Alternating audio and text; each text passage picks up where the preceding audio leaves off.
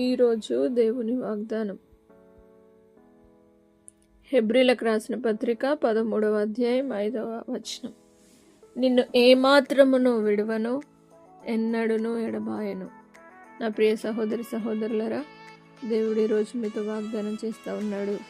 మిమ్మల్ని ఏమాత్రమును విడువను, నేను ఎన్నడును ఎడబాయనని వాగ్దానం చేసిన దేవుడు మీతో ఉన్నాడు గనుక మీరు జడియకండి, భయపడకండి.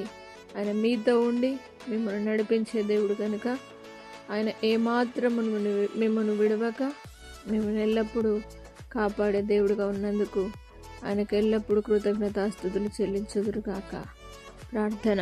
పరిశుద్ధుడా, నమ్మదగిన దేవా, నీ వాగ్దానం సెలవిచ్చిన విధంగా నేను ఏమాత్రమును విడువను, నేను ఎన్నడూను ఎడబాయనని సెలవిచ్చిన మా సర్వశక్తి గల దేవా, ఎంతమంది అయితే దైవానికి స్తోత్రం యేసయ్యా, వారి జీవితమును గురించి, వారి కుటుంబమును గురించి, వారి పరిస్థితుల గురించి ఆలోచిస్తూ ఉన్నారో వారు ప్రతి ఒక్కరితో మీరు చేస్తున్న వాగ్దానాన్ని దేవా వారు ఎత్తుపట్టుకొని వారు జ్ఞాపకం చేసుకొని మీరు విడువని ఎడబాయని దేవుడుగా ఉన్నావన్న విషయాన్ని గ్రహించి ప్రతి ఒక్కరు ముందుకు సాగుదురుగాక, ధైర్యముతో నివసించుదురుగాక. అలాంటి నీ కృపనిచ్చి నడిపించమని యేసు పరిశుద్ధ నామమును బట్టి అడిగి వేడుకుంటున్నాము తండ్రి. ఆమేన్. దేవుడు మిమ్మల్ని దీవించునుగాక.